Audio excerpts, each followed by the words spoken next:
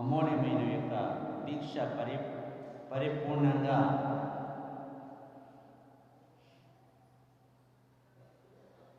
విజయదశమి నుంచి కార్తీక పూర్ణం దాకా అమూల్యమైన యొక్క దీక్ష అనుష్ఠానం,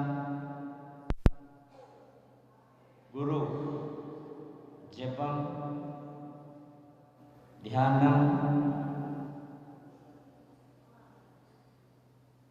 సనాతన యొక్క గ్రంథాల యొక్క జ్ఞానం ఎంతో చేయడం, వినడం, సాధనలో పెట్టడం, అది చాలా ఉత్తమైన మార్గం.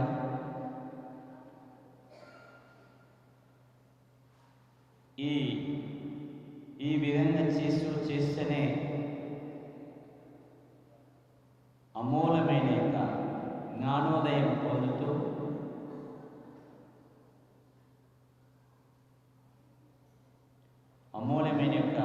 జ్ఞానోదయం పొందుతూ స్థిరపడతాడు. ఏకాగ్రతలకు, మోక్షానికి మార్గం, ప్రశాంతానికి కూడా మార్గం.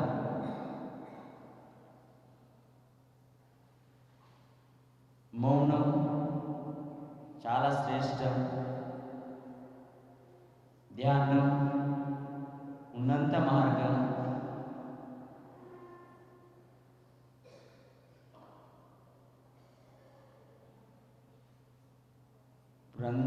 గ్రంథాల యొక్క వినడం అపూర్ణమైన జ్ఞానోదయం. ఇది సత్పురుషుల యొక్క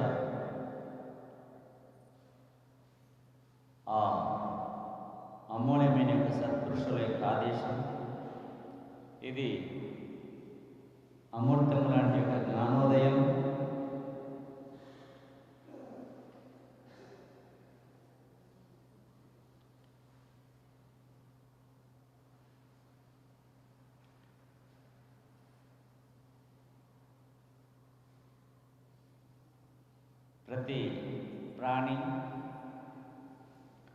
ప్రతి ప్రాణి జన్మ,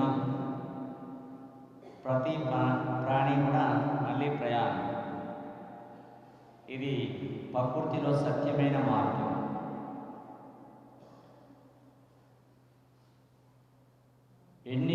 సృష్టిలో ఎన్ని ప్రాణులు ఉత్పన్నమవుతున్నాయో అన్ని ప్రాణులు కూడా మళ్ళీ తిరుగు ప్రయాణం అవుతాం. అన్నిటికన్నా జ్ఞానోదయం పొందేది, అన్నిటికన్నా ధర్మాన్ని ఆచరించేది మానవుడు ఒకటి. మోక్షం పొందేది కూడా మానవుడే.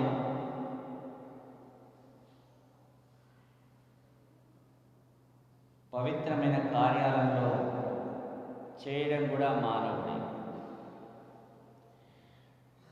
ఎన్నో ప్రాణులు జన్మ తీసుకుంటాయి, ఎన్నో ప్రాణులు మళ్ళీ ప్రయాణం అవుతాయి. వాటికి రుచికారం కానీ, వరుసల జీవితం కానీ, వస్త్రద్వారం కానీ,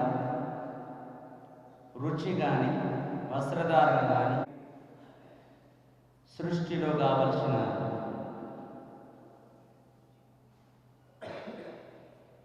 అన్ని రకాల యొక్క జీవనాధారం గడపగలిగే మానవుడు జన్మ తీసుకున్నాడు. ఆ జన్మమే సత్యాన్ని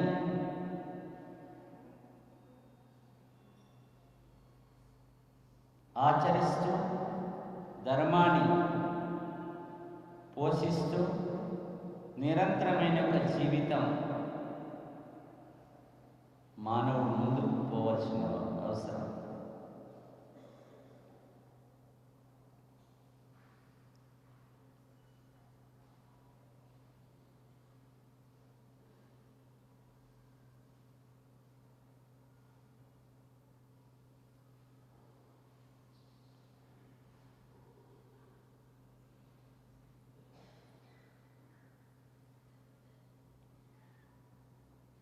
ఈ సమయం ఎప్పుడైతే మనకు చీకటి ఉన్నదో, ఉదయం మళ్ళీ సూర్యుడు వచ్చే వరకల్లా చీకటి అన్నది తాత్కాలికమైన కనబడకుండా చీకటి శాశ్వతం కాదు, వెలుతురు అనంతమైన.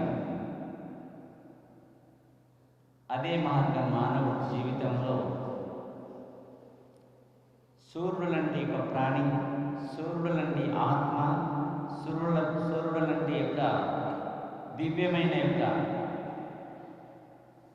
మనందరిలో ఒక ఆత్మ వెలుగుతున్నది.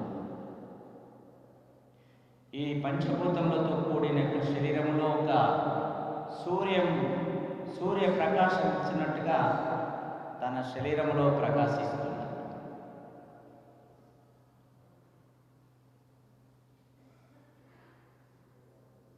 సూర్యుడు జీవితంలో ఉన్న ఆత్మ నిరంతరమైన. ఒకసారి జన్మ తీసుకుంటే పూర్వజన్మ యొక్క సమయం ఎన్ని రోజులు తీసుకొని వచ్చామో అన్ని రోజుల దాకా నీ శరీరంలో ఆ సూర్య ప్రకాశిస్తూనే ఉంటాడు. అదే ఆత్మ, అదే పరమాత్మ, అదే నిశ్చలమైన, అదే ఆనందమైన.